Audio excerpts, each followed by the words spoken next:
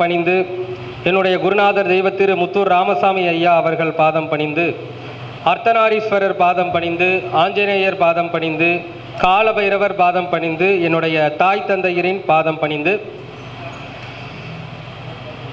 என்னுடைய வணக்கங்களை உங்களுக்காக உரித்தாக்கி, எங்களுடைய அறக்கட்டளைக்கு வருகை புரிந்திருக்கும் அனைத்து நல்லுள்ளங்களுக்கும் மீண்டும் ஒரு முறை நன்றி கூறி, இந்த மேடையில் வெற்றிருக்கும் ஜோதிட ஆசான்களுக்கும் வணக்கத்தை கூறி, இன்று நான் எடுத்துக்கொண்ட தலைப்பு என்னவென்றால், வருமானம் உயர்வதற்கு தத்ரூபமான ஒரு 4 வழிகள் என்ன என்பதை பற்றிய விஷயங்களை எல்லாம் நாம் இன்று பரிபூர்ணமாக காண இருக்கின்றோம். ஸோ இதற்கு முன்னாடி பார்த்தீங்கன்னா இந்த கருத்தரங்கம் 12வது கருத்தரங்கம் அப்படிங்கிறதும் எல்லாருக்கும் தெரியும். இதில் ஒரு பெரிய விசேஷம் என்ன அப்படின்னு பார்த்தீங்கன்னா, நம்முடைய இந்த கருத்தரங்கை ஒளிபரப்பிக் கொண்டிருக்கின்ற எங்களுடைய சதயம் ஸ்டார் அஸ்ட்ரோ டிவி சேனல் 30,000 சப்ஸ்கிரைபர்ஸை இன்றைக்கி கடந்திருக்கு. மிக குறுகிய காலத்தில் இவ்வளவு பெரிய ஆதரவை தந்த எங்களுடைய சதயம் ஸ்டார் அஸ்ட்ரோ டிவி வாடிக்கையாளர்கள் அனைவர்களுக்கும் நன்றி கூறிக்கொண்டு, சரியாக பாருங்கள், 30,000 சப்ஸ்கிரைபர்ஸ். இது 12வது கருத்தரங்கம். 12னா 3, 30னா 3. ஸோ இது எல்லாம் பிரபஞ்சம் நமக்காக கொடுத்திருக்கின்றது. எங்களுடைய இந்த சதயம் ஸ்டார் சேனல் வாடிக்கையாளர்கள் அனைவருக்கும் மீண்டும் ஒரு முறை என்னுடைய நன்றியை உரித்தாக்கி, மீண்டும் எங்களுக்கு இதே ஆதரவை நீங்கள் தொடர்ச்சியாக வழங்கி கொண்டிருக்க வேண்டும். நாங்கள் உங்களுக்காக நிறைய ஜோதிட கருத்துக்களை வழங்கி கொண்டே இருப்போம். நன்றி. ஸோ இன்று பார்த்தீங்கன்னா வருமானம் உயர்வதற்கு 4 வழிகள்.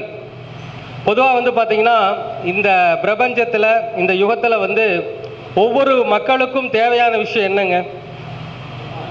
பணம். பொதுவாக என்ன சொல்லுவாங்க? அருள் உள்ளோருக்கு அவ்வுலகம், பொருள் உள்ளோருக்கு இவ்வுலகம். பணம் இருந்தால் தான் பெத்த பையனே மதிப்பான், இல்லைங்களா? பணம் இருந்தால் தான் இப்போ பெத்த பையனே மதிப்பாங்க. பெற்றவங்களே மதிக்கிறதுனா பணம் வேணும் நம்மகிட்ட. அப்போது இந்த பணம் எப்படி சம்பாதிக்கிறது, இந்த பணத்தை பெறுவதற்கு நம்ம என்னென்ன வழிகளை பின்பற்றணும் அப்படின்னு மக்கள் நிறைய தேடுறாங்க.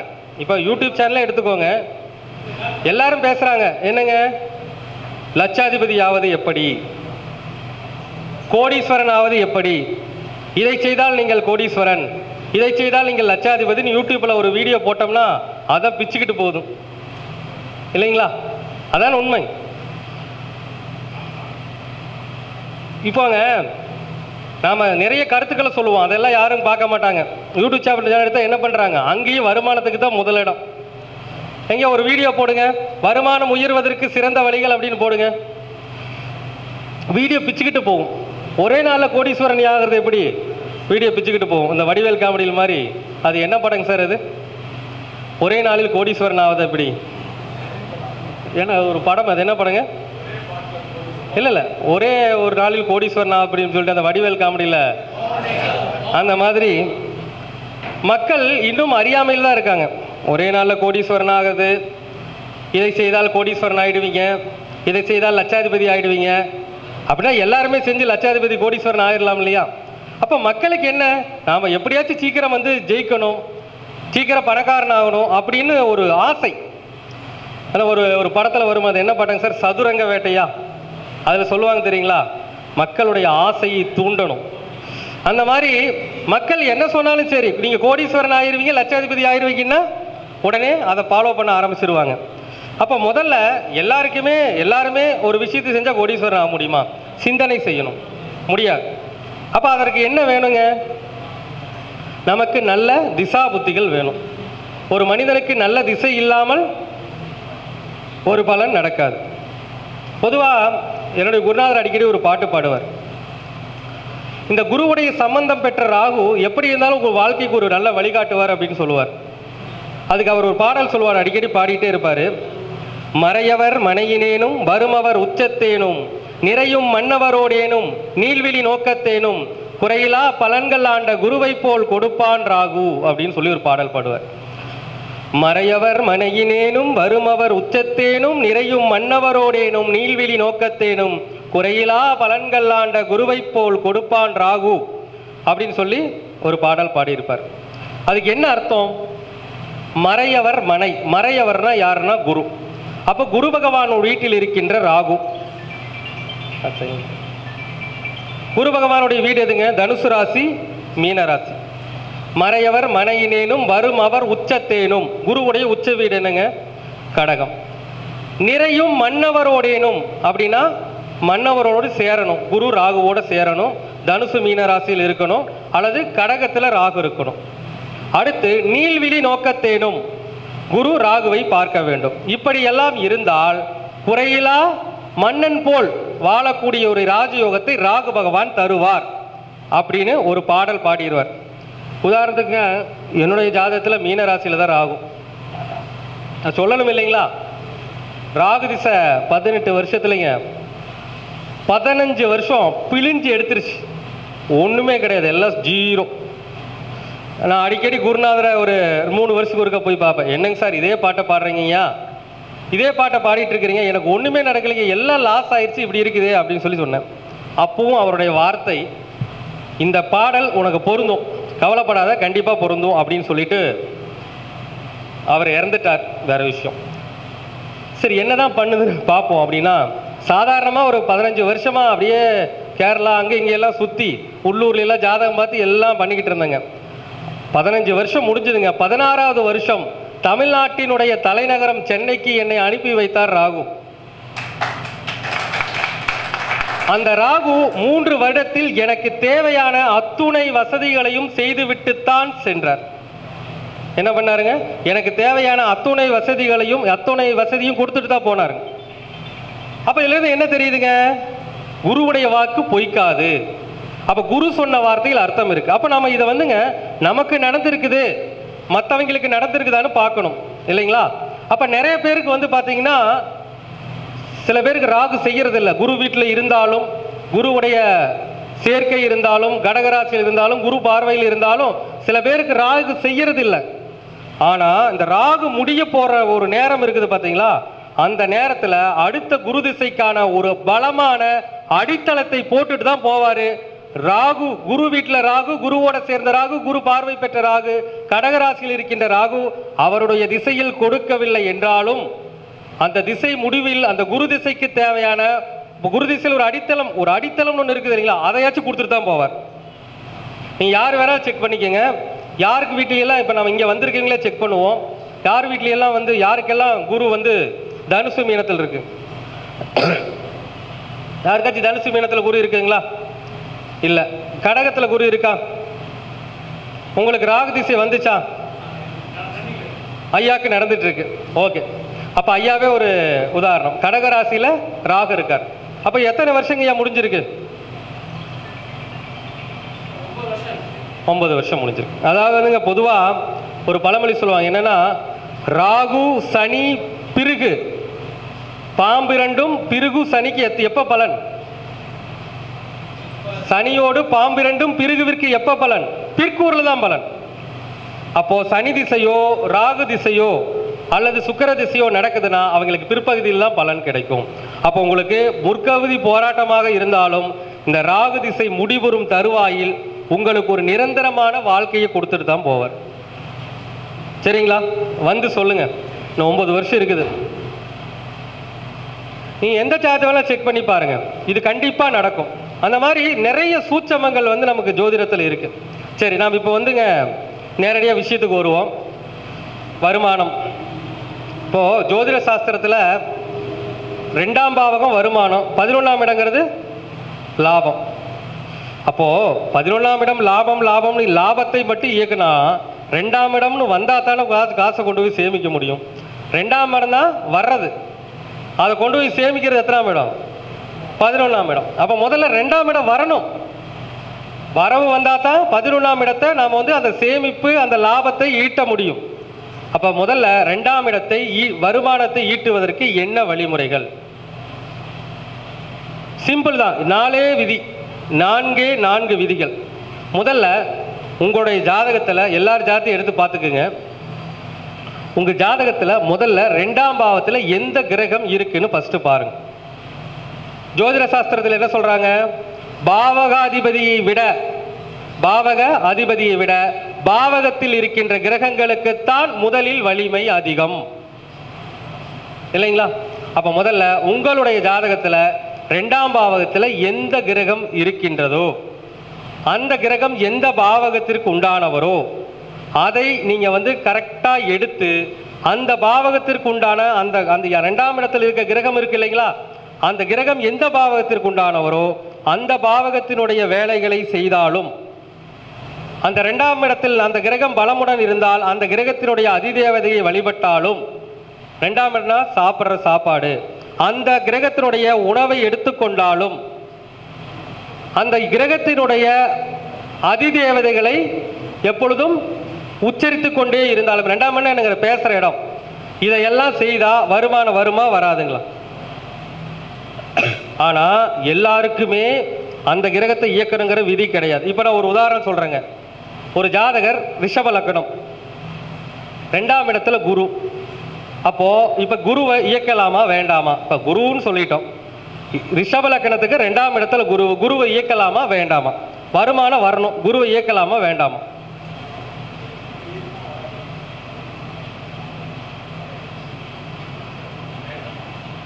இந்த லக்னத்துடைய மாரகாதிபதி அட்டமாதிபதி எல்லாமே குரு தான். அப்போ ரிஷப லக்னத்துக்கு 2ல் குரு இருக்கிறாரு அப்படிங்கும்போது அப்போ அந்த 2ஆம் இடத்துல இருக்க குருவை இயக்கலாம்னா இயக்கலாம். யார் இயக்கலாம்னா ஜோதிடர்கள் இயக்கலாம். ஜோதிடம் பார்ப்பவர்கள் இருக்கலாம். ஏன்னு சொல்லுங்க, 8ஆம் இடம்னா என்னங்க? ஜோதிடம். 11ஆம் இடங்கிறது லாபம். அப்போ ஜோதிடம் பார்த்து வாக்கு சொல்பவர்களுக்கு மிகச்சிறப்பாக அந்த குரு வேலை செய்வாருங்களா? 8ஆம் இடம் தானே ஜோதிடம், 8ஆம் இடம் தானே ஒரு என்ன சொல்றதுங்க, ஒரு ரகசியம். அந்த மறை கலைங்கிறது 8ஆம் இடம் தான். அப்போ ரிஷப லக்னத்துக்கு 2ல் குரு உட்கார்ந்துருக்கிறனா ஜோதிடர்கள் அந்த குருவை இயக்கலாம். எப்படி இயக்கலாம்? குருனா யாருங்க? குரு ஸ்தலம் திருச்செந்தூர். அப்புறம் ஜோதிடம் பார்க்கக்கூடிய நபர் திருச்செந்தூர் போலாங்களா? போலாம். குருவுடைய அதிதேவதை தட்சிணாமூர்த்தி கும்பிடலாம். குருவுடைய அதிதேவதை இன்னொன்னா சாய்பாபாவை கும்பிடலாம். குரு கொண்டக்கடலை 2ஆம் இடம் சாப்பிட்றது, கொண்டக்கடலை உணவு நிறைய சாப்பிடலாங்களா? சாப்பிடலாம். ஸோ இதையெல்லாம் அவங்க செஞ்சுக்கிட்டே இருக்கலாம். குருவுடைய ஸ்லோகங்களை உச்சரிக்கலாம்.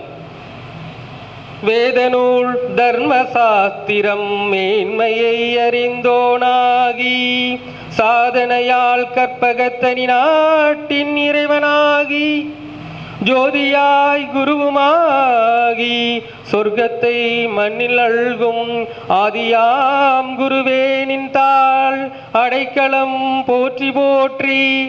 குருவுடைய ஸ்லோகங்களை பாடணும். நல்லா புரிஞ்சுக்கோங்க, தமிழ்நாட்டில் இருக்கிறவங்க யாராக இருந்தாலும் சரி, ஒரு கிரகத்தினுடைய அந்த உச்சரிப்புகளை அந்த மந்திரங்களை உபசரிக்கிறீங்கன்னா தமிழில் உச்சரிங்க. முருகப்பெருமானே கிரகமாக உங்களுக்கு அருள் புரிவார். சரிங்களா? அப்போ முதல்ல தமிழில் உச்சரித்து பழகுங்க, பலன் கண்டிப்பாக கிடைக்கும். சரிங்க, இப்போ நம்ம ஜோதிடர்களுக்கு சொல்லிட்டோங்க 2ஆம் இடத்தில் இருக்கின்ற கிரகங்களை இயக்க வேண்டும். ஜோதிடர் இல்லைங்க சார். ஒரு சாதாரணமாக ஒரு வேலை பார்க்குறாரு, ஒரு ஐடி துறையில் வேலை பார்க்குறாரு, அது சொந்த தொழில் செய்கிறாருன்னு வச்சுக்கோங்களேன், அவருக்கு இது இயக்கலாமா? இயக்கலாமா? ரிஷபலக்கணக்காரங்களுக்கு 8 கூடியவன் 2ல் ஒரு சொந்த தொழில், ஒரு அரிசி கடை வச்சிருக்கிறாரு, ஒரு மளிகை கடை வச்சிருக்கிறார். இவர் திருச்செந்தூர் போறாரு அப்படின்னா அவருக்கு என்ன நடக்கும்? கெடுபலன்களே தான் நடக்கும், நஷ்டங்களே தான் தொடரும். அப்போ அவங்க என்ன பண்ணணுங்க? அதற்கேற்ற வாழ்வியல் பரிகாரங்களை பண்ணணும். என்ன பண்ணலாம்? 8ஆம் அதிபதி 2ல் இருக்கிறாருங்க சார். 8ஆம் அதிபதி 2ல் இருக்காரு. என்னைக்குமே நாம் ஒரு பரிகாரம் செய்கிறோம் அப்படின்னு பார்த்தீங்கன்னா 8ஆம் அதிபதி 2ல் இருக்கும்போது அது தத்துவத்தில் என்ன ராசி? காமமா, மோட்சமா, அர்த்தமா? இதுல என்ன வருதுங்க? அது காமராசி. மிதுன ராசி தானே காமராசி, அதுலதான் குரு உட்கார்ந்து இருக்கிறார். காமம் என்பது ஒரு மகிழ்ச்சி. அப்ப 8ஆம் அதிபதி 2ல் இருக்கும்போது உங்களுடைய மகிழ்ச்சியை கெடுத்துக் கொள்ள வேண்டும். 8ஆம் அதிபதி 2ல் இருக்கும் பொழுது உங்களுடைய அந்த 2ஆம் இடம் சார்ந்த மகிழ்ச்சியை கெடுத்துக் கொள்ள வேண்டும். குருவுக்கு உண்டான கிழமை என்னங்க?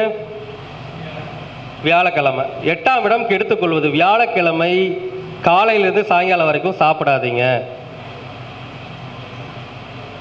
8ஆம் அதிபதிங்கிறனால தன்னுடைய மகிழ்ச்சியை கெடுத்துக் கொள்ள வேண்டும். அப்ப என்ன பண்ணணுங்க? காலையிலிருந்து மத்தியானம் வரைக்கும் சாப்பிடாதீங்க, விரதம் இருங்க, முடிந்தால் மௌன விரதமும் இருங்க. அப்போ 8ஆம் அதிபதி 2ல் வரும்போது கெடுத்துக்கிட்டா நமக்கு என்ன ஆகும்? அந்த குரு தோஷத்தை குறைப்பாரா குறைக்க மாட்டாருங்களா? குறைச்சிருவார். அடுத்து 8ஆம் அதிபதி 2ல் இருக்கிறார் அப்படின்னா 8ஆம் இடம் அப்படின்னாவே நம்ம என்ன சொல்லியிருக்கிறோம்? பொதுவாகவே ஏழை எளியவர்கள்னு எடுத்துக்கலாம். உதாரணமாக தூய்மை பணி செய்கிறவங்கன்னு எடுத்துக்கலாம், கழிப்பறை சுத்தம் செய்கிறவங்க எடுத்துக்கலாம். அந்த மாதிரி நபர்களுக்கு வியாழக்கிழமை நாளில் குருவுக்கு உண்டான உணவு என்னதுங்க? கொண்டக்கடலை, ஒரு புட்டு கொண்டக்கடலை அல்லது சப்பாத்தி கொண்டக்கடலையே உணவு செஞ்சு மிதனத்தில் இருக்கும்போது, மிதனம் தான் என்னங்க? நம்முடைய கை. அப்போ உங்கள் கையால் அந்த சப்பாத்தி கொண்டக்கடலை என்ன பண்ணணுங்க? அந்த ஏழை எளியவங்களுக்கோ அல்லது கழிப்பறை சுத்தம் செய்கிறவங்களுக்கோ அல்லது தூய்மை தொழிலாளர்களுக்கோ தானம் கொடுக்க வேண்டும். அப்போ புரியுதுங்களா? அப்போ வருமானத்தை அங்கே ஈட்டுவதற்கு என்ன வேலை செய்து கொண்டிருக்கின்றார் என்பதை கவனிக்க வேண்டும். அப்போ நீங்கள் எல்லாருமே பார்த்துக்கோங்க, உங்கள் ஜாதகத்தில் 2ஆம் இடத்தில் எந்த கிரகம் இருக்கிறது. அப்போ நாம் அந்த கிரகத்தை இயக்கிறதுக்கு நமக்கு என்ன தெரிஞ்சிருக்கணுங்க? கிரக வலிமை தெரிஞ்சிருக்கணும். எல்லாருக்குமே எல்லாம் இயக்க முடியாது. இப்போ உதாரணமாக ரிஷப லக்னத்துக்கு 2ல் புதன் ஆட்சினா இப்போ என்ன பண்ணலாம்? புதனுக்கு உண்டான அத்துணை விஷயங்களையும் ஃபாலோ பண்ணலாங்களா? இப்போ 2ஆம் இடத்துல புதன் இருக்கிறாரு, அவர் தான் வருமானத்தை கொடுக்குறவர், அதுக்குண்டான எல்லா விஷயங்களையும் ஃபாலோ பண்ணலாம். என்னென்ன பண்ணலாம்? புதன் அதிதேவதை மகாவிஷ்ணு, இப்போ மகாவிஷ்ணுவை கும்பிடலாம். அடுத்து 2ஆம் இடம் உணவு, பச்சை பயிறு, பாசிப்பயிறு, அதே மாதிரி வெண்டைக்காய் உணவு, இதெல்லாம் நிறைய எடுத்துக்கலாங்களா? எடுத்துக்கலாம். இப்போ 2ஆம் இடங்கிறது நம்முடைய பேச்சு. புதனுடைய ஸ்லோகங்களை உச்சரிக்க வேண்டும். புதனுடைய ஸ்லோகங்களை உச்சரிக்கணும். நான் என்ன சொல்லியிருக்கிறேங்க? தமிழ் மொழியில் உச்சரிக்கணும். எழுத புதனை நமகா, அது அந்த மாதிரிலாம் வேக ஆகாதுங்க. தமிழ் உச்சரிப்பு. தமிழ்நாட்டில் பலன் வேண்டும் என்றால் தமிழ் உச்சரிப்பு. அப்போ நம்ம என்ன பண்ணணும்? புதனுடைய ஸ்லோகங்களை உச்சரிக்க வேண்டும். திங்களின் சுதனே தேவா, சுகமெலாம் வழங்கும் நேயா, தங்கிடும் ஞான விஞ்சை தவர்களுக்கு அருளும் கோவே, எங்கிலும் சாந்தம் கொண்டு ஈடிலா புலவனான மங்கள புதனாம் தேவன் மலரடி போற்றி போற்றி. அந்த மாதிரிங்க ஒரு கிரகத்தை எந்த பாவகத்தில் இருக்கார் அப்படின்னு பார்த்து அதுக்கேற்ற மாதிரி நம்ம எல்லாத்தையும் எடுக்கணும். காலப்புற, அதாவது அந்த தத்துவங்கள், ஒரு ராசி 2வது ராசி ஆனாலும் அது எந்த தத்துவத்தில் இருக்கிறது. நீங்கள் அது மட்டும் இல்லைங்க, நம்ம 2வது ராசின்னு சொன்ன இல்லைங்களா மிதுனம், அது 2ஆம் இடம் பேச்சு மட்டும் இல்லைங்க, அது என்ன ராசிங்க? காத்து ராசி. பாடுனா காத்து வருதுங்களா? அப்போ அந்த 2ஆம் பாவம் இயங்குது, காலபுருஷனுடைய 3ஆம் பாவம் இயங்கும், சூப்பராக ரிசல்ட் கிடைக்கும்.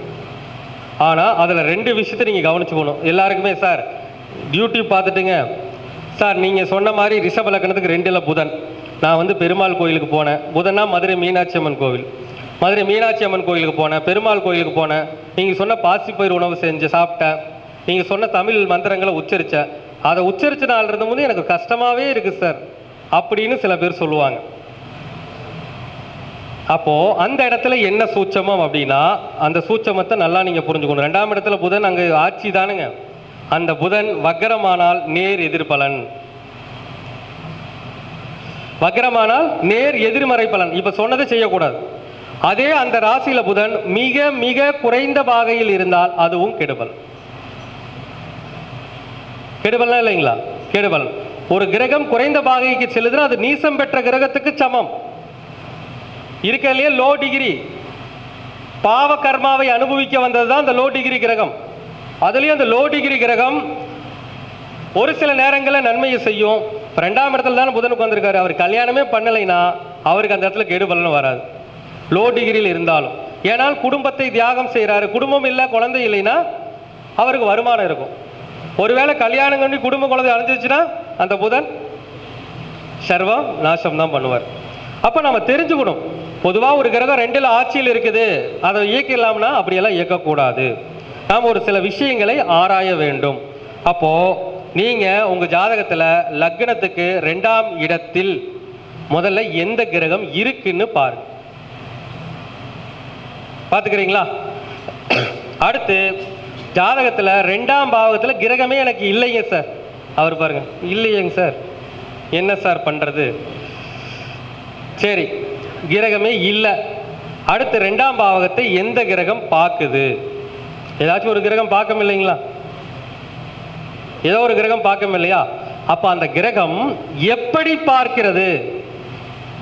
2ஆம் இடத்தை ஒரு கிரகம் பார்க்குதுன்னா அது எப்படி பார்க்குது? வலுவா பார்க்குதா, வலுவிழந்து பார்க்குதா?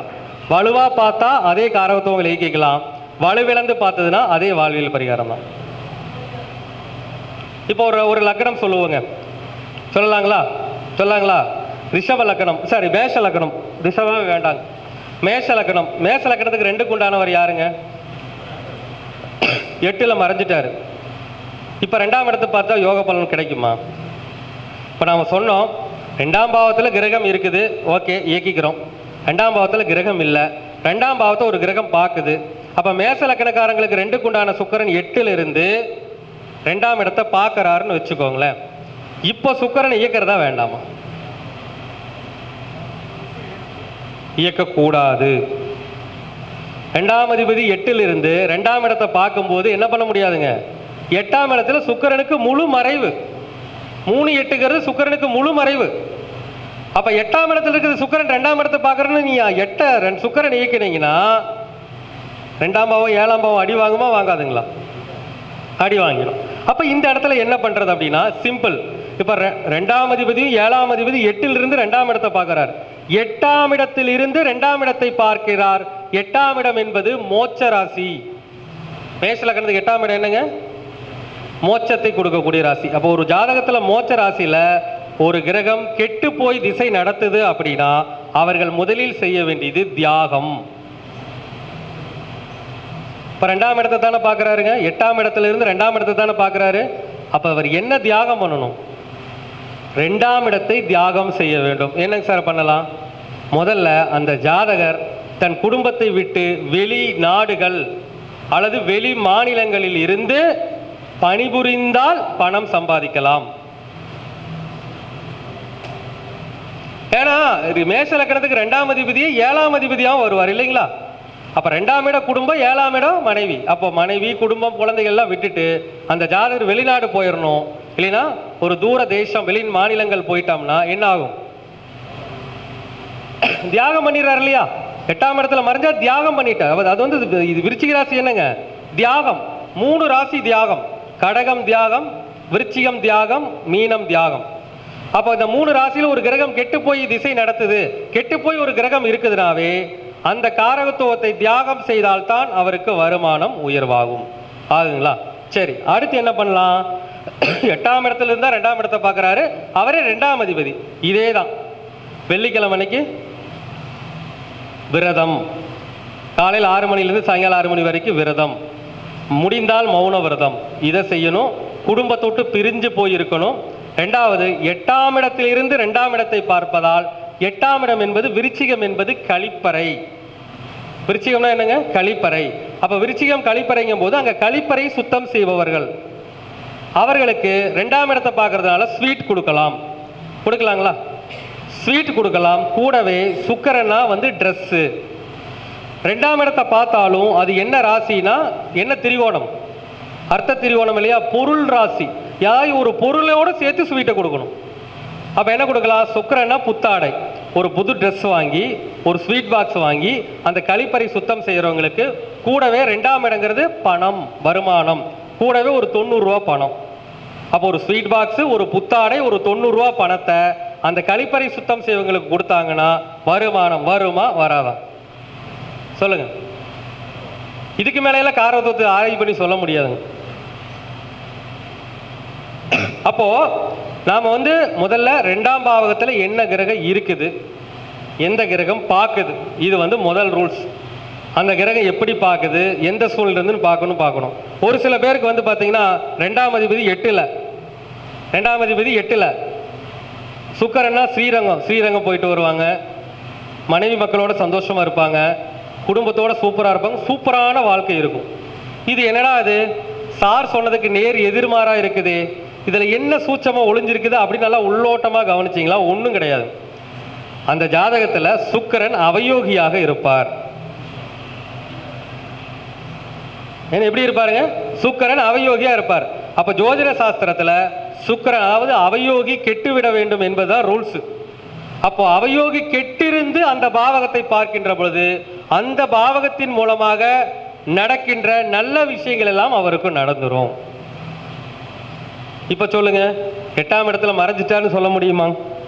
அப்ப ஜாதகத்துல பிறந்த திதி என்ன, நட்சத்திரம் என்ன, யோகம் என்ன, கரணம் என்ன, இதெல்லாம் ஆய்வு பண்ணணுமா வேண்டாங்களா? எடுத்தாங்க போக்கில் வந்து சொல்லிட முடியுமா? அதே மாதிரி பாருங்க, அந்த ராசியில சுக்கிரன் 8ல் இருக்கிறார், அனுச 2ல் இருந்தாருன்னா, அனுச 2ல் இருந்தாருன்னா நவாம்சத்துல புஷ்கர நவாம்ச நிலை. அப்ப அவங்களுக்கும் இந்த மாதிரி தோஷம் வராது. அவங்களுக்கு நற்பலன்கள், அந்த பாவகத்தினுடைய நல்ல விஷயங்களை இயக்குவதன் மூலமாக ஏற்படுகின்ற நற்பலன் கிடைக்கும். கிடைக்குமா? அப்ப முதல்ல அப்ப இன்னொரு ரூல்ஸும் சொல்லிடுறேங்க. என்னைக்குமே இப்ப நம்ம 2ஆம் இடம் சொல்லிட்டோம், ரிஷப லக்னத்துக்கு 2ல் புதன் ஆட்சி, எந்த வக்ரம் இல்லை, லோ டிகிரியும் இல்லை. அவர் பெருமாளை கும்பிட சொல்லுவோம், ஆனால் ஒரு திசையில செய்யக்கூடாது, செவ்வாய் திசையில மட்டும் அதை செய்யக்கூடாது. ஏன்னா செவ்வாய்க்கு திசைக்கு வேதகனாக வேலை செய்பவர் புதன். சரிங்களா? அப்போ நம்ம ஜோதிடத்தினுடைய படிநிலைகளை ஆய்வு செய்ய வேண்டும். எடுத்தோடனே நம்ம வந்து இவங்களுக்கு இதை செய்யுங்க வருமானம் வரும்னு சொல்ல முடியாது. நீங்க செஞ்சு பாருங்க சார். அப்போ அதுக்காக வந்து சார் சொன்னார் நான் 1 மாதம் தொடர்ச்சியாக செஞ்ச நடக்கலாம் சொல்லக்கூடாது. எந்த ஒரு பரிகாரங்கள் உங்களுக்கு வேலை செய்ய வேண்டும் என்றால் நான் பல இடத்துல சொல்லியிருக்கிறேன். சூரியன் 12 ராசிகளையும் கடக்க வேண்டும். அது வரைக்கும் அந்த பரிகாரங்களை இங்கே செஞ்சுக்கிட்டே தான் இருக்கணும். சூரியன் யாருங்க? ஆத்மகாரகன், பிதுர்காரகன். அப்போ நம்முடைய முன்னோர்கள் செய்த அந்த பாவ புண்ணியங்களை எந்த ராசிக்குள்ள கிடக்குது நமக்கு தெரியாது. தெரியுமா? 12 ராசியில எந்த இடத்துல புண்ணியத்தை சேமிச்சு வச்சிருக்காங்கன்னு தெரியாது. பொதுவாக சொல்லலாம் ரிஷபத்தில் புண்ணியம், விருச்சிகத்தில் பாவம். ஆனால் பொதுவாக உங்க 12 ராசிக்குள்ள எங்க புண்ணியம் பாவம் இருக்குன்னு நமக்கு தெரியாது. அப்ப அந்த சூரியன், அந்த ஆத்மகாரகன் 12 ராசிகளையும் கடந்து வருவதற்கு 365 நாட்கள் எடுத்துக்கொள்வார். அப்ப நம்ம இந்த ஒரு வருமானத்தை பத்தி சொல்லிட்டோம். அதை இயக்கிறதுனா சும்மா 1 மாசம் 2 மாசத்துல இயக்கும். 1 வருஷம் செய்யுங்க. 1 வருஷம் செஞ்சு ரிசல்ட் கிடைக்கலாம் சொல்லலாம். ஓகேங்களா? அப்போ வருமானத்தை கொடுக்கின்ற அந்த 2ஆம் பாவகத்தில் என்ன கிரகம், 2ஆம் பாவத்தை என்ன கிரகம் பார்க்குது, இது 2 ரூல்ஸ். ஓகேங்களா? அடுத்து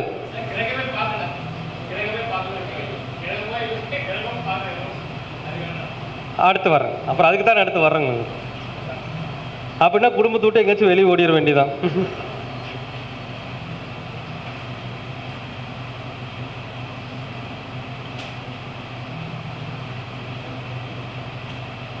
சரிங்க.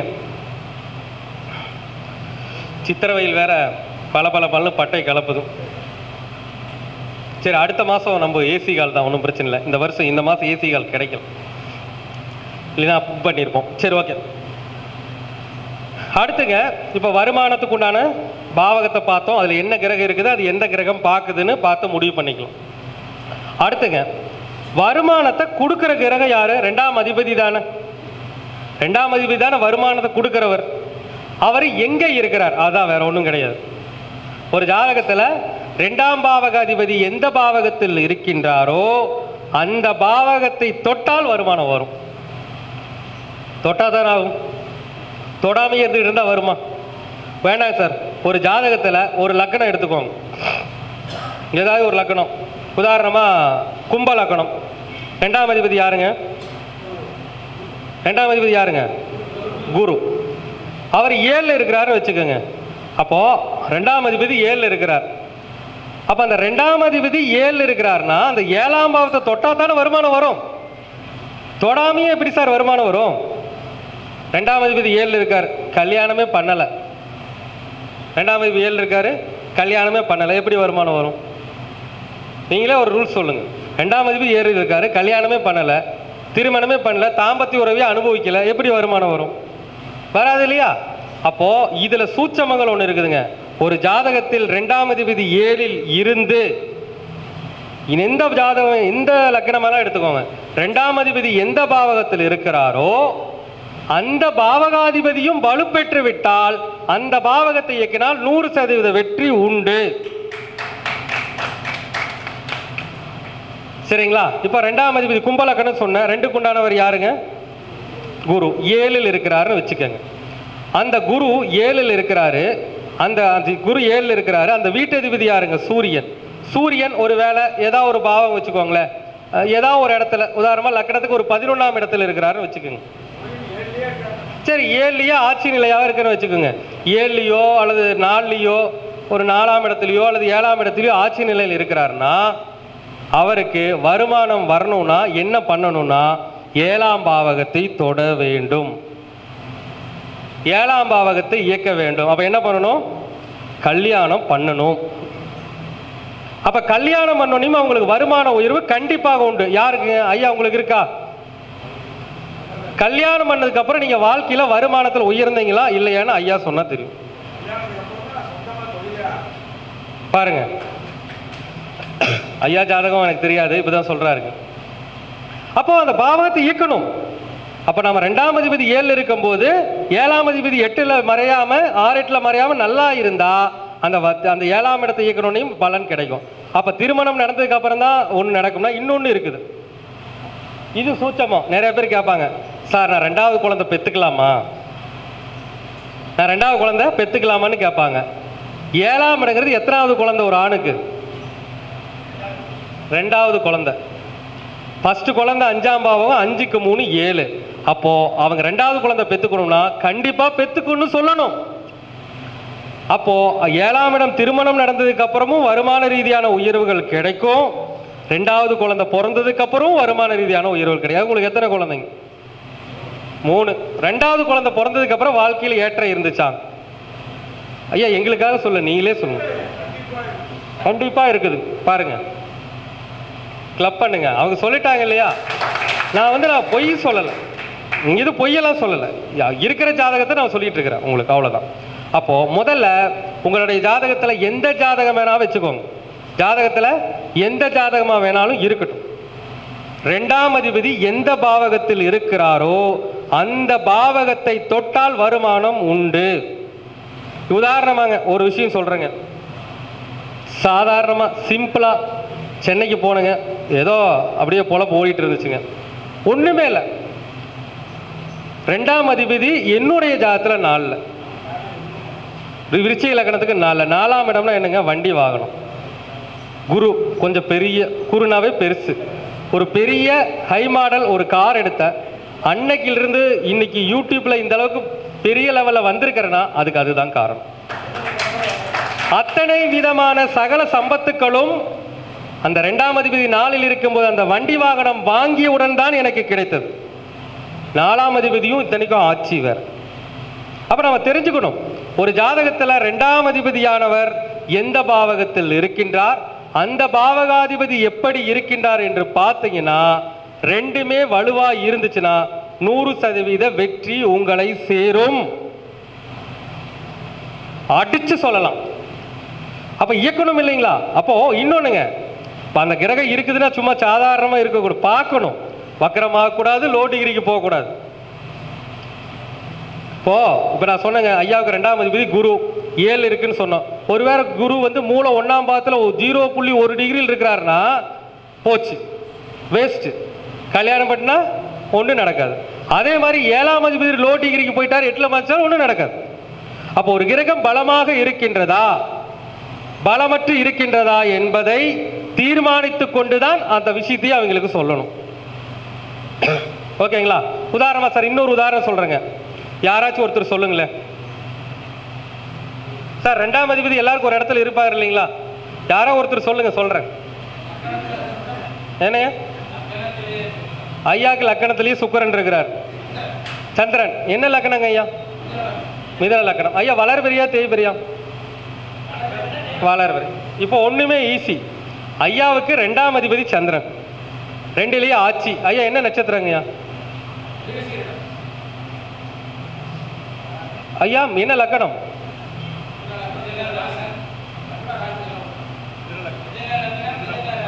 ஆமாங்க, சந்திரன் எங்க இருக்காருங்க? லக்கணத்திலேயே இருக்கார். மிருகசீரிஷம் எத்தனாம் பாதங்க? 4 தானுங்க. குறைந்த பாகையான்னு பார்க்கணும் அது. ஏன்னா மிருகசீரிஷம் 4ங்கிறது கிட்டத்தட்ட 3.40 6.20 3.20 6.40 இருக்கும். அதுதான் குறைந்த பாகையா இல்லை வேற குறைந்த பாகை இருக்கா தெரியல. சரி, நீங்கள் பார்த்துக்கிட்டு சொல்லுங்கள். ஏன்னா எந்த ஒரு ரூல்ஸுமே பார்த்துக்கிட்டு தான் சொல்ல முடியும். சரியாக சொல்லலைன்னா தப்பாக போயிடும். வேற யாராச்சும் சொல்லுங்கள். டிகிரி தெரிஞ்சவங்க சொல்லுங்கள். வேற யாராச்சும் சொல்லுங்கள். சொல்லுங்கள். என்ன லக்கணம்? மிதுன லக்கணம், 2ஆம் அதிபதி சந்திரன் 10ல். வளர்பிரியா தேய்பிரியா? தேஞ்சு போன சந்திரன் எப்படி தேஞ்சிருக்காரு? என்ன நீங்க என்ன திதி?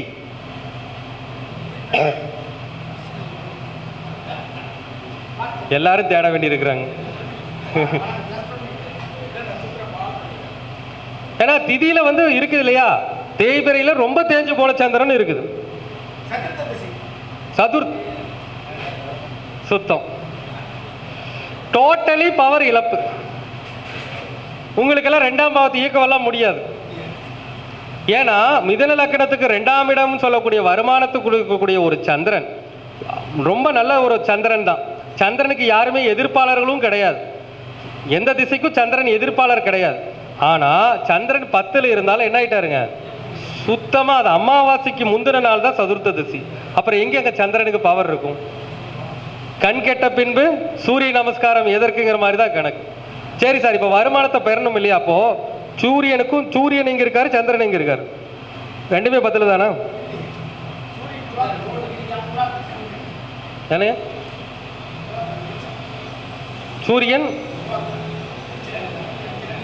சூரியன் துலாத்தில் நீசமா? எப்படி சார்? அப்படி வராதே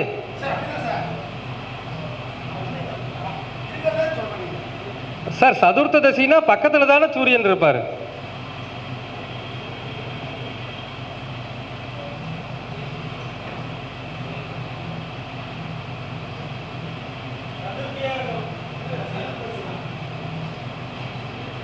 சார் இது வளர்பிறை சந்திரனுங்க சார். இந்தாங்க, அதான் பலன் சொல்லும் போது வந்து நம்ம மாற்றி சொல்லவே கூடாது. ஏன்னா திதிகளையும் பார்க்கணும். சந்திரனுக்கு பவர், சந்திரனுடைய பலாபலங்களை தீர்மானிக்கும் போது சந்திரன் எப்படிப்பட்ட சந்திரன் பார்க்கணும். அப்போ என்ன சந்திரனுங்க அவர்? வளர்பிறை சந்திரன் இல்லைங்களா? சூரியனுக்கு 6ஆம் இடத்துல சந்திரன் இருக்காரு. எப்படிப்பட்ட சந்திரன்? வளர்பிறை சந்திரன். நீங்களே உங்களோட வளர்பிறையை தேய்பிறை ஆக்கிக்கிங்க போல் இருக்கு. சரி, இப்போ ஐயாவுக்கு வந்து விஷயத்துக்கு வருவோம். மிதுன லக்கணத்துக்கு 2ஆம் அதிபதி சந்திரன் 10ல் இருக்காருங்களா? 2ஆம் அதிபதி சந்திரன் 10ல் 10ஆம் பாவத்தை தொட்டால் வெற்றி உண்டுன்னு நாம் சொல்லிடுறோம். 10ஆம் அதிபதி நல்லா இருக்கணும் இல்லையா? நான் என்ன சொல்லியிருக்கிறேங்க, 2ஆம் அதிபதி 10ல் 10ஆம் அதிபதி நல்லா இருக்கும். நீங்கள் என்ன நட்சத்திரம் சொன்னீங்க? ரேவதி. ஓகே. இப்போ 2ஆம் அதிபதி 10ல் 10ஆம் இடம்னா என்னங்க? தொழில் பண்ணுறது. நாம் என்ன சொல்கிறோம்? 2ஆம் பாவக அதிபதி எந்த பாவகத்தில் இருக்கின்றாரோ அந்த பாவகத்தை இயக்க வேண்டும் சொல்லியிருக்கிறோம்.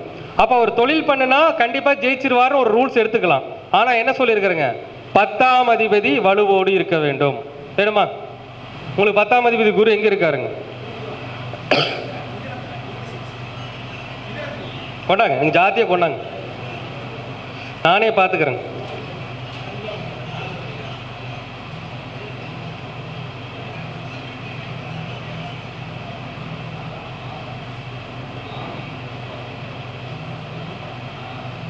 சரி, இப்போ ஐயாவுக்கு வந்து பார்த்தீங்கன்னா குரு வக்கரம் வேறு. அப்போ மிதுன லக்கணக்காரங்களுக்கு குரு வக்கரம் அடைவது நல்லதா கெட்டதா?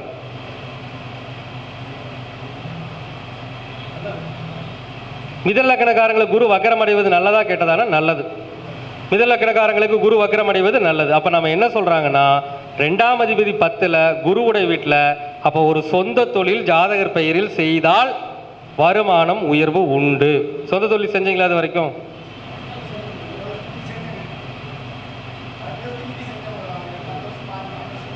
சரி, தொழில் பண்ணி என்னென்னலாம்? பாவோட்டுற வேலை. சரி, வாழ்க்கை எப்படி போயிட்டு இருக்கு? நார்மலாக போயிட்டு இருக்கு. ஓகே. அப்போ அவர் வந்து தொழில் பண்ணியிருக்கிறாரு. இந்த தொழில் அப்படிங்கிறது 10ஆம் இடம், சொந்த தொழில், சொந்தமாக செய்யக்கூடிய தொழில். ஓரளவுக்கு நார்மலாக லைஃப் போயிட்டு இருக்கு, பரவாயில்ல. ஆனால் இருந்தாலும் அந்த 10ஆம் பாவத்துக்கு உண்டான இன்னும் நல்ல விஷயங்களை நீங்கள் பிடிக்கணும். 2ஆம் அதிபதி 10ல் இருக்கிறார், சொந்த தொழில் செய்கிறோம். 10ஆம் பாவகத்தை நல்லா இயக்கணும். 10ஆம் இடங்கிற மாமியார் உறவு இருக்கணும். மாமியார் இருக்காங்களா? மாமியாரே கிடையாது. வீட்டுக்காரி கூட இல்லையா? சரியா போச்சு. அப்ப நீங்க முதல்ல மாமியார் உறவு இருக்கும் வரை அந்தஸ்து ஜாஸ்தி. இன்னொன்னு, நீங்க சொந்த தொழில் பண்ணும்போது குருவுடைய வைப்ரேஷன் நிறைய இயக்கணும். குருனா என்னங்க? திருச்செந்தூர். அப்ப திருச்செந்தூர் தரிசனம் அதிகமாக செய்ய வேண்டும். இதெல்லாம் செஞ்சிருக்கீங்களா? எத்தனை டைம் போயிருக்கீங்க? 2 டைம். போதுமாங்க? நிறைய போகணும் சார். உங்க ஜாதகத்தில் நிறைய முறை திருச்செந்தூர் தரிசனம் செய்ய வேண்டும். இந்த மாதிரி நிறைய விஷயங்களை நீங்க ஃபாலோ பண்ணணும். என்ன நாம யோகம்? ஹர்ஷன நாம யோகம். ஹர்ஷன நாம யோகத்துக்கு யோகி அவயோகி யாருங்க? அது தெரியலீங்களா? ஹர்ஷநாம யோகி அவயோகி யார் சொல்லுங்க? விஷ்கம்பம், பிரீதி, ஆயுஷ்மான், சௌபாக்கியம், சோபனம், அதிகண்டம், சுகர்மம், திருதி, சூலம், கண்டம், விருத்தி, துர்வம், யாகதம், ஹர்ஷம். 14. 14லாம் என்னங்க? சித்திரை வருமா? சுவாதி, விசாக, அனுஷம் கேட்டை. சித்திரை, சுவாதி, விசாகம், அனுஷம் கேட்டை. சித்திரை, சுவாதி, விசாகம், அனுஷம். உங்களுக்கு அவயோகியா வரக்கூடியது பூசம். சனி பகவான் தான் உங்களுக்கு யாருங்க? அவயோகியா இருக்கார். அப்ப நாம இந்த இடத்துல என்ன பண்ணணுங்க? அவயோகி தோஷ நிவர்த்தியும் கண்டிப்பாக செய்ய வேண்டும்.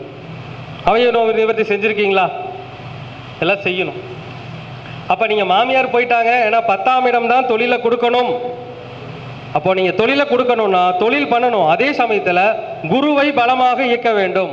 இப்போ மாமியார் கூட இருக்கணும். மாமியார் சரி வயசாயிருச்சு, உங்களுக்கே வயசாச்சு, மாமியார் இருக்க மாட்டாங்க, ஓகே. அப்படி இல்லைன்னா என்ன பண்ணணுங்க? திருச்செந்தூர் அடிக்கடி போயிட்டு வாங்க. போனீங்கன்னா உங்களுக்கு வெற்றி உண்டு. போயிட்டு வந்துட்டீங்களா சார்? ஓகே சார், சந்தோஷம். சரி, அப்போ முதல்ல பார்த்தீங்கன்னா ஒரு ஜாதகத்தில் 2ஆம் அதிபதி எந்த பாவகத்தில் இருக்கின்றாரோ அந்த பாவகத்தையும் இயக்க வேண்டும். அந்த பாவகத்திற்குண்டான கிரகம் எதுவோ அந்த கிரகத்திற்குண்டான விஷயங்களையும் செய்ய வேண்டும். இதை 2ஐயும் செஞ்சீங்கன்னா கண்டிப்பாக உங்களுக்கு வருமான உயர்வு உண்டு. அதெல்லாம் செஞ்சிருக்கீங்களா? செஞ்சு பார்த்தா தானே தெரியும்.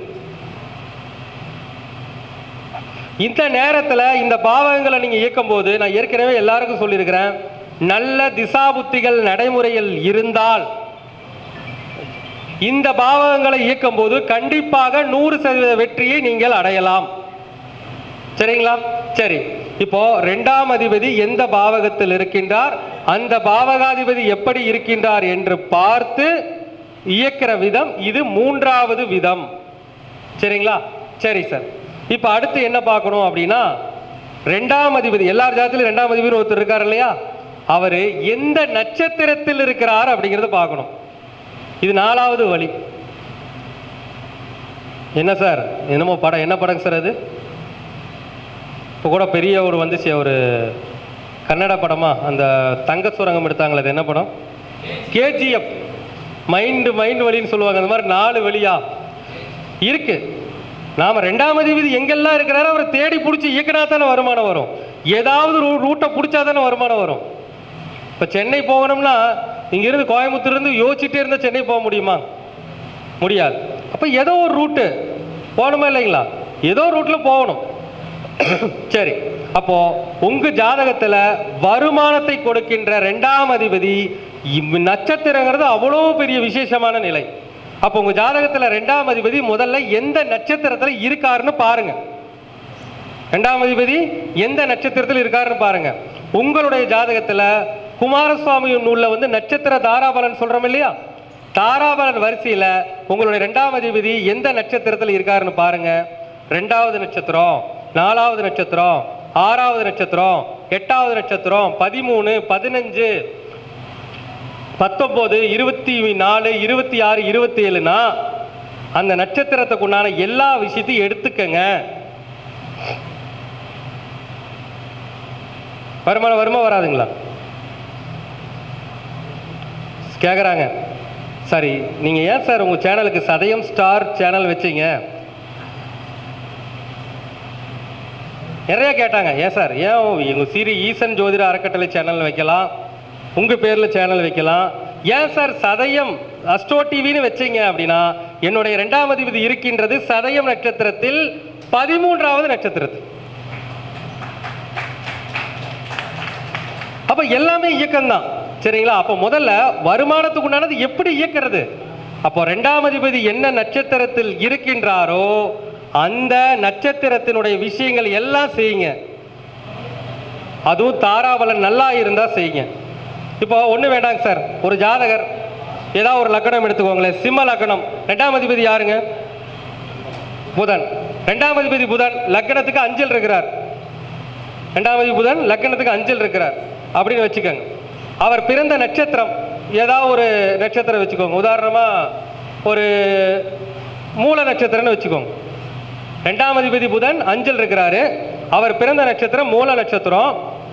அந்த 2ஆம் அதிபதி புதன் பூராடத்தில் இருக்கிறாருன்னு வச்சுக்கோங்க. அந்த 2ஆம் அதிபதி புதன் பூராடத்தில் இருக்காரு, இவர் பிறந்தது மூல நட்சத்திரம். அப்ப 2ஆம் அதிபதி அவர் பிறந்த நட்சத்திரத்துக்கு எத்தனாவது தாராபலன் இருப்பாருங்க? அவர் பிறந்த நட்சத்திரம் மூலம், அவருடைய 2ஆம் அதிபதி சிம்ம லக்கணத்துக்கு 5ல் பூராடத்தில் இருக்காரு, அவர் பிறந்த நட்சத்திரத்துக்கு எத்தனாவது நட்சத்திரம் அது? 2வது சம்பத்து தாரை நட்சத்திரம். சம்பத்து தாரை நட்சத்திரமா? அப்ப 2ஆம் அதிபதி சம்பத்து தாரையில் நிற்கிறாரு. அப்ப அந்த பூராடத்தில் இருக்கிறார். அந்த பூராடத்துடைய அதிபதி யாருங்க? சுக்கிரன். அந்த சுக்கிரனும் உதாரணமா 4ல் வந்து திக்பலத்தில் இருக்காருன்னு வச்சுக்கோங்க. அப்ப சிம்ம லக்கணத்துக்கு இவர் யாருங்க? சுக்கிரன் 3ஆம் வீட்டுக்கும் 10ஆம் வீட்டுக்கும் உண்டானவர். 4ல் வந்து திக்பலத்தில் இருக்கிறாருங்க போது இப்ப அவர் வருமானத்தை ஈக்கிறதுக்கு அந்த பூராட நட்சத்திரத்தை இயக்க வேண்டும். பூராட நட்சத்திரத்தை எப்படி இயக்குவீங்க? பூராடம் நட்சத்திரம் என்றால் வருண பகவான். அப்ப என்ன பண்ணணுங்க? வருண பகவானை கும்பிடணும். வருண பகவான் எப்படி கும்பிடுறது? வருண பகவான் எப்படி கும்பிடுறதுங்க? மழை வரும்போது மலையில் நனையணும், இல்லை மழை தண்ணியை பிடிச்சி வச்சுக்கிட்டு கொஞ்சம் கொஞ்சமாக ஒரு மழை தண்ணியில் குளிக்கணும். அப்படி இல்லையா வேற என்ன பண்ணுறது? வருண பகவானுக்கு ஒன்றுமே வேண்டாங்க. வருண பகவானுக்கு ஈஸியான விஷயம் நான் என்னுடைய நிறையா வீடியோவில் சொல்லியிருக்கேன். 2ஆம் அதிபதி பூராடத்தில் இருக்கிறாரு, அது பூராடத்தில் 2ஆம் அதிபதி தாராபலனில் இருந்தாலே காலையில் எந்திரிச்சு ஒரு சொம்பில் தண்ணி வச்சு அதில் உங்கள் முகத்தை பார்த்து ஓம் ஸ்ரீ வருண பகவானே போற்றி அப்படின்னு ஒரு 21 முறை, ஓம் ஸ்ரீ மகாலட்சுமி தேவியை போட்டின்னு ஒரு 21 முறை சொல்லிவிட்டு அந்த தண்ணி எடுத்து கொடுங்க. வருண பகவான் வேலை செய்வார். ஓகே, வேற எப்படி வருண பகவானை இயக்கிறது அப்படின்னா, இப்போ வந்து பூராடம் அப்படிங்கிறது பொதுவாக வர்ணன் மலை. இந்த மலையை தேடி எங்கே போகணும் அப்படிங்கிறது ஒரு இது சிம்பிளாக சொல்கிறேன் லாஜிக்காக. சிவஸ்தலங்கள் 5 பஞ்சபூத ஸ்தலங்கள் இருக்குது. 5 ஸ்தலங்கள் அது என்னென்ன சொல்லுங்க பார்க்கலாம். திருவண்ணாமலை, திருவண்ணாமலை, திருவானைக்காவல், சிதம்பரம், காளகஸ்தி, காஞ்சிபுரம், ஏகாம்பரேஸ்வரர். இப்போ 5 கோவில். இதில் திருவண்ணாமலை அப்படிங்கிறது என்ன கிரகம்? அக்னி. அப்படின்னா எந்த கிரகம்? செவ்வாய். திருவண்ணாமலை செவ்வாய். திருவனைக்காவல் சுக்கிரன், நீர்ஸ்தலம். காளகஸ்தி காற்று, என்ன? சனி. அடுத்து காஞ்சிபுரம் ஏகாம்பரேஸ்வரர் கோவில், நிலம், புதன். அடுத்து இது நம்ம சிதம்பரம், ஆகாயம், குரு. அப்போ வர்ணன் அப்படிங்கிறது சுக்கிரனுடைய நட்சத்திரம் தானே பூராடம். அப்போ அவங்க எங்க போகணும்னா எங்க போகணுங்க? திருவானைக்காவல் போகணும். அப்ப திருவானைக்காவல் போனாங்கன்னா அவங்களுக்கு வருமான ரீதியான உயர்வுகள் கண்டிப்பாக கிடைக்கும். சரி, இது வந்து நம்ம தேவதை அதிதேவதை கும்பிடுறோம், எல்லாம் ஓகே. அடுத்து இந்த பூராடத்திற்கு உண்டான உணவுன்னு எடுத்துக்கிட்டீங்கன்னா என்னதுங்க? காளான், வெள்ளரி. பூராடத்துக்கு உண்டான விஷயம் என்னங்க? காளான், வெள்ளரி. அப்ப காளான், வெள்ளரி உணவுகளை அவர்கள் அதிகமாக எடுத்துக்கொள்ள வேண்டும். பூராடம் மொட்டை மாடி. அப்போ எந்த ஊரில் போனாலும் கடைசி அந்த மேலே மாடியில் குடியிருக்கணும். மேலே மாடியில் குடியிருக்கணும், கடைசியில் லாஸ்ட் மாடியில் குடியிருக்கணும். அடுத்து பொதுவாக அந்த பூராடத்துக்கு உண்டான மரம் வந்து வஞ்சி மரம். இப்போ வஞ்சி மரத்தை வளர்க்கணும். சரிங்களா? அப்போது ஒரு ஜாதகத்தில் 2ஆம் அதிபதி எந்த நட்சத்திரத்தில் இருக்கிறாரோ அந்த நட்சத்திரம் உங்களுடைய ஜென்ம நட்சத்திரத்துக்கு எத்தனாவது நட்சத்திரம்? சரி சார், இப்போ அவர் மூலத்தில் பிறந்ததுனால பூராடம்னு எடுத்துக்கிட்டோம். ஒருவேளை அவர் அனுஷத்தில் இதில் கேட்டையில் பிறந்திருந்தா எத்தனாவது நட்சத்திரம்? 3ஆவது நட்சத்திரம். இப்போ வேலை செய்யுங்களா? வேலை செய்யாது. வாங்க, இப்போ வேலை செய்யுங்களா? வேலை செய்யாது இல்லையா? 3ஆவது நட்சத்திரத்தில் விபத்து தாரையில் போய் 2ஆம் அதிபதி உட்கார்ந்துருந்தா எப்படி வருமானத்தை உயர்வு பிரிக்கிறது? ஒன்றுமே கிடையாதுங்க. சிம்பிள். இப்போ 2ஆம் அதிபதி தானே புதன். அவர் தானே பூராடத்தில் உட்கார்ந்துருக்கிறாரு. அப்போ அவருக்கு வருமான ரீதியான உயர்வுகள் கிடைக்கணும்னா 3வது நட்சத்திரம் விபத்தையும் தடையும் கொடுக்கும். அப்போ அந்த ஜாதகர் வெள்ளிக்கிழமையில் புதன்கிழமை தானே புதனுக்கு உண்டானது, புதன்கிழமை நாள்லையும் அடுத்து அந்த பூராட நட்சத்திர நாள்லையும் அந்த ஜாதகர் ரெகுலராக காளான் பிரியாணி தானம் கொடுக்கும். அப்படி கொடுத்தா அவருக்கு வருமான ரீதியான உயர்வுகள் கிடைக்கும். கிடைக்குங்களா? கிடைக்கும். அப்போ ஒரு ஜாதகத்தில் 2ஆம் அதிபதி நின்ற நட்சத்திரம் எதுவோ அந்த நட்சத்திரத்தினுடைய முழு காரகத்துவங்களை இயக்க வேண்டும். அதை எப்படி இயக்கிறது அப்படிங்கிறது, அந்த நட்சத்திரம் தாராபலன் எப்படி இருக்குது, அந்த நட்சத்திராதிபதி எப்படி இருக்கான்னு பார்த்து இயக்கணும். சரிங்க சார், இப்போ நான் சொன்னேன் இல்லைங்களா, சிம்ம லக்கணத்துக்கு 2ஆம் அதிபதி புதன் போய் பூராடத்தில் கொண்டிருக்காரு, மூல நட்சத்திரம். ஓகே, 2வது நட்சத்திரத்தை இயக்கிறோம். ஆனால் சுக்கிரன் லக்கணத்துக்கு 12ல் என்ன பண்ணுவீங்க? 12ல் போகாது, ஏன்னா புதன் அங்கே இருக்கும்போது 12ல் போகும்போது 6ல் என்ன பண்ணுவீங்க? 6ல். இப்போ இதை யார் இயக்கிறது? கேள்வி வரும் இல்லைங்களா? இப்போ 2ஆம் அதிபதி மூல நட்சத்திரம், 2ஆம் அதிபதி பூராடத்தில் உட்கார்ந்துருக்கிறாரு, இவர் மூல நட்சத்திரம் 2வது நட்சத்திரம் தான் இயக்கலான்னு சொல்லிடுறீங்க. ஆனால் அந்த 2ஆம் அதிபதி நின்ற நட்சத்திராதிபதினு சொல்லக்கூடிய சுக்கிரன் 6க்கு போயிட்டார். இப்போ நீங்க 2ஆம் இடமாகிய காளான் வெள்ளரி எல்லாம் எடுத்துக்கலாம். ஆனால் அவர் எப்படிப்பட்ட நிலையில் இருந்தால் எடுத்துக்கொள்ள வேண்டும்னா 10ஆம் அதிபதி 6ல் இருக்கின்ற பொழுது அவர் வேலையில் இருக்கிறவராக தான் எடுத்துக்கலாம். 10ஆம் அதிபதி 6க்கு வந்தால் என்னங்க? அந்த ஜாதகர் வேலையில் இருக்க வேண்டும். அப்போ அந்த வேலையில் இருந்தார்னா அந்த நட்சத்திரத்தை எடுத்துக்கலாம்.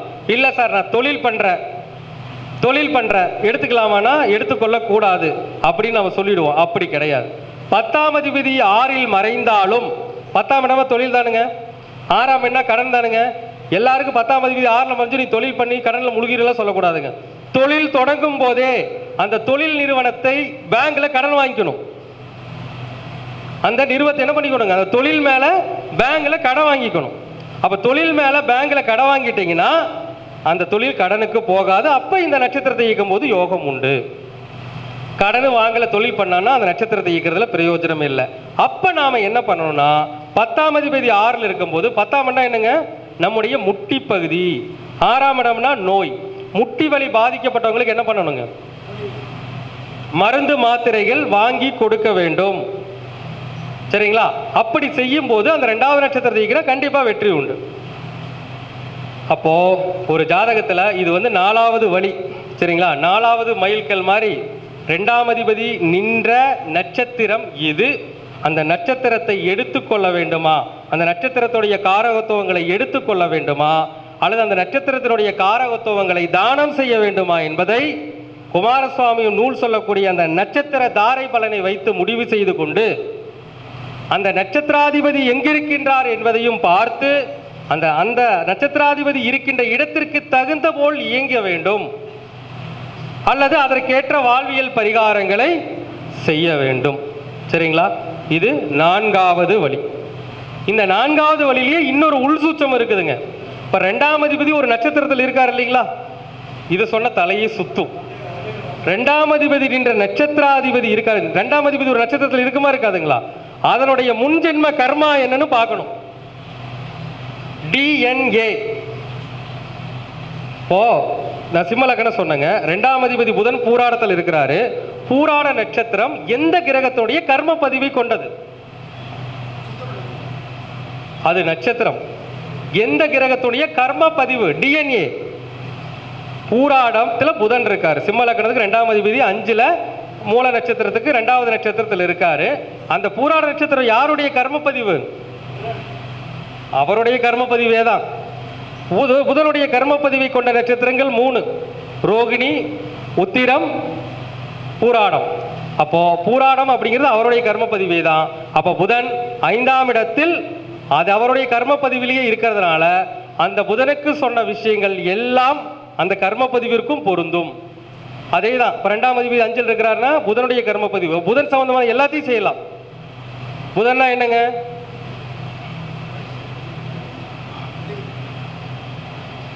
மதுரை மீனாட்சி, பெருமாள், பாசிப்பயிர் உணவு, வெண்டைக்காய் உணவு, இதெல்லாம் எடுத்துக்கலாங்களா? எடுத்துக்கலாம் தானுங்க, தாராளமாக எடுத்துக்கொள்ளலாம். அப்போது முதல்ல இந்த வருமானத்தை பெறுவதற்கு 4 வழிகளையும் தீர ஆய்வு செஞ்சு இதை செய்தால் உங்களுக்கு வருமானம் உண்டுன்னு எழுதி கொடுத்துருங்க. 1 வருஷம் செஞ்சுட்டு வர சொல்லுங்க, கண்டிப்பாக உங்களுக்கு உயர்வு கிடைக்கும். ஆனால் இதற்கு என்ன மிக முக்கியமான விஷயம், எல்லாத்தையும் கொஞ்சம் உன்னிப்பாக கவனிக்கணும். கொஞ்சம் தவறணும்னாலும் அடி விழறக்கும் வாய்ப்பு இருக்கு. அப்போ 2ஆம் அதிபதி ஈக்கிறான்னு சொல்லிட்டு எல்லாருமே ஈக்கிட முடியாது. இப்போ நம்ம சிம்மலக்கணம் சொன்னோம், 2ஆம் அதிபதி புதன் பெருமாள் கோயிலுக்கு போய்ங்க, மதுரை மீனாட்சி அம்மன் கோயிலுக்கு போகணும்னு சொல்லிடுறோம். ஒருவேளை அவருக்கு செவ்வாய் திசை நடந்துச்சுன்னா இதையெல்லாம் தொடவே கூடாது. அப்போ அது சில ரூல்ஸ் எல்லாம் இருக்குதுங்க. ஒருவேளை ராகு திசை நடக்குது, ராகு செவ்வாய் சாரம், அப்போ ராகு திசை எப்படி இயங்கும், செவ்வாயா இயங்கும். அந்த நேரத்தில் இந்த புதனுக்கு சொன்ன இந்த பெருமாள் கோயிலுக்கு போங்க, மீனாட்சி அம்மன் கோயிலுக்கு போனீங்கன்னா அடி விழுகும். அப்போ ஜோதிட சாஸ்திரத்தில் பலதரப்பட்ட ஆய்வுகளை மேற்கொள்ள வேண்டி இருக்கிறது. நம்முடைய உதாரணமாக பார்த்தீங்கன்னா நம்முடைய கிளாஸ் நடக்குதுங்க. இந்த கிளாஸில் வந்து சுவாரஸ்யமாக ஒரு 30-32 மாணவர்கள் படிச்சுட்டு இருக்காங்க. ஒரு பெரிய பேட்ச் குரூப். அது கிட்டத்தட்ட எல்லா ஜாத்திலையும் ஆய்வு பண்ணும்போது இந்த வேதகன், பாசகன், போதகன், காரகன் ஆய்வு பண்ணும்போது அதில் பாதி பேருக்கு குடும்பத்தோடு இருக்கக்கூடாதே வருது. அவங்களே சார் என்ன சார் குடும்பத்தோடு இருக்கக்கூடாதுன்னு சொல்கிறீங்க, என்ன சார் பண்ணுறது அப்படிங்கிற ஒரு தீர்வெல்லாம் வருது. அப்போது இதெல்லாம் இயற்கை. ஒரு மனிதன் இப்போ வந்து பாருங்கள், ஒரு 100 பேர் இருக்கிறாங்க, அதில் 5 பேர் கோடீஸ்வரன், 5 பேர் லட்சாதிபதி, ஏன் மிச்சம் 90 பேரில் இன்னொரு 10 பேர், ஒரு 20 பேர் நடுநிலை வர்க்கம், சரிங்களா? இவர் 30% நடுநிலை வர்க்கம்னு வச்சுக்கோங்க. 10% கோடீஸ்வரன், 10 பேர் லட்சாதிபதி, 20-30 பேர் வந்து நடுநிலை வர்க்கம். மிச்சம் 50 பேர் ஏன் ஏழையாகவே இருக்கிறாங்க? ஏன் சார் மிச்சம் 50 பேர் ஏழையாகவே இருக்கிறாங்க? காரணம் இருக்குது இல்லைங்களா? அப்போ ஜாதகத்தில், அவர்களுடைய ஜாதகத்தில் நடக்கின்ற திசாபுத்திகள் தான் ஒரு மனிதனுடைய வாழ்க்கையை செம்மையாக வழி நடத்துகிறது. திசாபுத்தி, இப்போ நான் சொன்னதுக்கு 2ஆம் இடம், 2ஆம் இடத்தில் இருக்க கிரகத்தை இயக்குங்க, 2ஆம் இடத்தை பார்க்குற கிரகத்தை இயக்குங்க, 2ஆம் அதிபதி என்ற நட்சத்திரத்தை இயக்குங்க, 2ஆம் அதிபதி என்ற நட்சத்திராதிபதி இயக்குங்க, 2ஆம் அதிபதி என்ற அந்த நட்சத்திரத்தினுடைய டிஎன்ஏ கிரகத்தை இயக்குங்க, எல்லாமே சொல்லிடுறோம். ஆனால் இது எல்லாத்துக்குமே 100% ரிசல்ட் கொடுக்கும்னா இல்லைங்க. இதெல்லாம் நம்ம இயக்கும் போது ஓரளவு ரிசல்ட் உண்டு, ஓரளவு வருமானத்துக்கான வழிவகைகள் கண்டிப்பாக பிறக்கும். ஆனால் அவருக்கு நல்ல திசாபுத்திகள் நடக்கும் பொழுதுதான் என்ன ஆகுங்க, இந்த இயக்கங்களால் மிகப்பெரிய மேன்மை கிடைக்கும். ஒரு மனிதன் உயர்வதும் தாழ்வதும் திசாபுத்திகளுடைய அடிப்படையை வைத்து தான் நடக்கும். இதில் மாற்று கருத்து இருக்குதுங்களா? திசாபுத்தி இயக்கம் இல்லாமல் ஒரு மனிதன் உயர்வு பெற முடியுமா? இப்போ நிறைய பேர் கேட்பாங்க, இன்னொரு விஷயம் என்ன தெரியுமா சொல்லுவாங்க, சார் ஒரே நேரத்தில் 2 பேர் பிறந்திருக்காங்க, ஒரே நேரத்தில் 2 பேர் பிறந்திருக்கிறாங்க. ஒருத்தர் ஒரு மில்லு வச்சிருந்தார், ஒருத்தர் ஒரு மில்லு வச்சிருந்தார். இன்னைக்கு வந்து நல்ல திசா, ஒரே நேரத்தில் ஒரே டைமில் பிறக்கிறாங்க. ஒருத்தர் மில்லு வச்சிருந்தார், இன்னைக்கு 5 மில்லுக்கு அதிபதி. ஆனால் டீ கடை வச்சிருவர், அவர் பெரிய கோடீஸ்வரன் ஆயிட்டார், இவர் வந்து ஓரளவு நிலைமையில் தான் இருக்கிறார் அப்படின்னு சொல்லுவாங்க. ஆனால் நல்லா கூட்டி கழிச்சு பார்த்தீங்கன்னா அந்த டீ கடை வச்சவர் ஒரு டீ கடைக்கு ஒரு 5 டீ கடை வச்சிருப்பாரு, ஒரு மில்லு வச்சிருவர் 5 மில்லு வச்சிருப்பார், அவ்வளோதான். அதாவது இதை என்ன சொல்லுவாங்க, கால தேச வர்த்தமானம், முன்னோர்கள் செய்த பாவ புண்ணியங்களுடைய அடிப்படையில் நமக்கு கிடைக்கின்ற பலன்கள், சரிங்களா? அப்போ வந்து ஒருவன் உயர்வதற்கும் தாழ்வதற்கும் திசாபுத்திகள் காரணம், முன்னோர்கள் செய்த பூர்வ புண்ணியங்கள் காரணம், இல்லைங்களா? இது 2 தான் ஒரு மனிதனுடைய அடிப்படையே. உங்கள் முன்னோர்கள் நிறைய புண்ணியம் செஞ்சிருந்தா, அதை நான் அடிக்கடி இதில் சொல்லுவேன், சார் 2 பேர் ஒரே நேரத்தில் பிறந்தாங்க, 2 பேர் ஒரே நேரத்தில் வந்து பிறந்தாங்க. ஒருத்தர் வண்டியில் போயிட்டு இருந்தார், அவருக்கு ஒரு பெரிய ஆக்சிடென்ட் ஆகி மண்டை அடிபட்டு ஹோமா ஸ்டேஜுக்கு போய் ஓரளவுக்கு தப்பிச்சு வந்துட்டார். இது ஒருத்தருக்கு நடக்குது. ஒருத்தருக்கு ஒன்றுமே நடக்கலை, என்னங்க, ஒருத்தருக்கு எந்த பிரச்சனையுமே இல்லை, நல்லா இருக்கிறார். என்ன சார் அப்படின்னு பார்த்தீங்கன்னா, இதுதான் முன்னோர்களுடைய கர்மா. ஒரே நேரத்தில் ஒரே இடத்தில் பிறந்த ஒருவருக்கு தலை அடிபட்டு கோமா ஸ்டேஜுக்கு போறாரு, ஆனா இன்னொருத்தருக்கு ஒண்ணுமே நடக்கல. ஏன் அப்படின்னு பார்த்தோம்னா, அவர் ஒரு வாரத்துக்கு முன்னாடி தான் மொட்டை அடிச்சிருப்பாரு. அப்போ தலையில தான் முடி இருக்குது. அப்போ முடி மொத்தமா எடுத்ததுக்கு அப்புறம் என்ன ஆயிடுதுங்க, அந்த கர்மா அவருக்கு நடக்கல. ஆனா இன்னொருத்தருக்கு வந்து அவர் ஹோமா ஸ்டேஜுக்கு போறாரு. என்ன காரணம்? முன்னோர்கள் ஆனா பலன் நடக்கு, அவரை முடி எடுத்துட்டாரு, இவருக்கு தலையில் அடிபடுது. ரெண்டுமே முடி எடுத்தது ஒரு பரிகாரம், இவர் அடிபட்டதும் ரெண்டுமே நடக்க வேண்டிய சம்பவம். ஆனால் இவருக்கு நல்லதாக நடந்துச்சு. என்ன காரணம்? முன்னோர்கள் செய்த புண்ணிய பலன்கள் தான் காரணமோ தவிர வேறு எதுவும் இல்லை. ஒரே நேரத்தில் பிறந்த 2 நபர்களுக்கு பலன்கள் வேறு நடக்குதுன்னா அது சம்பந்தமான நிகழ்வு அவருக்கும் நடந்திருக்கும். முன்னோர்கள் செய்த புண்ணிய பலனால் அவருக்கு அது எப்படி நடந்திருக்குங்க? அந்த பரிகாரமாக வேலை செய்து அவரை என்ன பண்ணியிருக்கும்? காப்பாற்றி இருக்கும். இன்னொருத்தருக்கு அது தோஷத்தை கொடுத்து, முன்னோர்கள் பாவம் செய்திருந்தால் அது தோஷத்தை கொடுத்திருக்கும். அப்போ நாம் இங்க சொல்றது விஷயம் என்னன்னா, ஒரு ஜாதகத்தில் நல்ல திசாபுத்திகள் நடக்க வேண்டும், முன்னோர்களுடைய ஆசி வேண்டும், முன்னோர்கள் நிறைய புண்ணியங்களை செய்திருக்க வேண்டும். அதனால தான் நாம் சொல்றோங்க, ஒவ்வொருத்தரும் தயவு செஞ்சு புண்ணியங்களை நிறைய சேர்த்தி வைங்க. என்ன பண்ணுங்க? புண்ணியங்களை நிறைய சேர்த்தி வச்சீங்கன்னா இதே போர் ஒரு சம்பவம் எதிர்காலத்தில் உங்களுடைய பேரப்பிள்ளைகளுக்கோ அல்லது கொள்ளு பேரனுங்களுக்கோ நடக்கும்போது நீங்கள் செய்த புண்ணிய பலன்களால் இந்த மாதிரி 2 பேருக்கு நடந்த ஒரு விஷயம், ஒரு கெடுதலின்றி நடந்த விஷயம் உங்களுடைய பேர பிள்ளைகளுக்கும் கொள்ளு பேரனுக்கும் நடக்கும். சரிங்களா? இதுதான் முன்னோர்கள் செய்த புண்ணிய பாவ பலன்கள். ஆக முடிந்தவரை புண்ணியமும் தான தர்மமும் செய்யுங்கள். கண்டிப்பாக உங்களுக்கு அடுத்து வரக்கூடிய தலைமுறையினர் நன்றாக இருப்பார்கள். அந்த திசா புத்தி அவர்களை நல்ல முறையில் வாழ வைக்கும். ஆக ஒவ்வொருவரும் திசா புத்தியுடைய தன்மையை ஆய்வு செய்து, நான் ஏற்கனவே சொல்லியிருக்கிறேங்க 9 ரூல்ஸ் ஏற்கனவே சொல்லியிருக்கிறேன். ஒரு திசை நடக்கும் பொழுது நான் ஒவ்வொரு மீட்டிங்கில் சொல்கிறது தான். கர்ணநாதனுக்கு முதன்மை தன்மை, யோகிக்கு 2வது நிலை, ஒரு ஜாதகத்தில் நடக்கின்ற திசைக்கு பாசகன் 3வது நிலை, வேதகனுடைய நிலை 4வது நிலை. அடுத்துங்க, ஒரு திசையில் பொதுவாக அதிக பாகை கிரகம், குறைந்த பாகை கிரகம், உங்களுடைய விதியன், ஒவ்வொரு லக்னக்காரர்களும் செய்ய வேண்டிய தான தர்மங்கள், கர்ம நட்சத்திரத்தில் பிறந்தவர்கள் செய்ய வேண்டிய தான தர்மங்கள்னு இந்த 9 விஷயங்களை சரியா செஞ்சுட்டு வாங்க. உங்களுக்கு நல்ல புத்தி வரும்போது அதோடு முடக்கு நிவர்த்தியும் பண்ணிக்கிட்டு, முடக்கு திதிசூனி அவயோக நிவர்த்தி பண்ணிட்டு காத்துட்டுருங்க. உங்களுக்கு நல்ல புத்தி வரும்போது நீங்கள் செய்த அத்துணை பரிகாரங்களுக்கும் உண்டான யோக பலன் நிச்சயமாக கிடைக்கும், நிச்சயமாக கிடைக்கும், நிச்சயமாக கிடைக்கும் என்று கூறி என்னுடைய சிற்றுரையை நிறைவு செய்து கொள்கின்றேன். நன்றி, வணக்கம், வாழ்க வளமுடன்.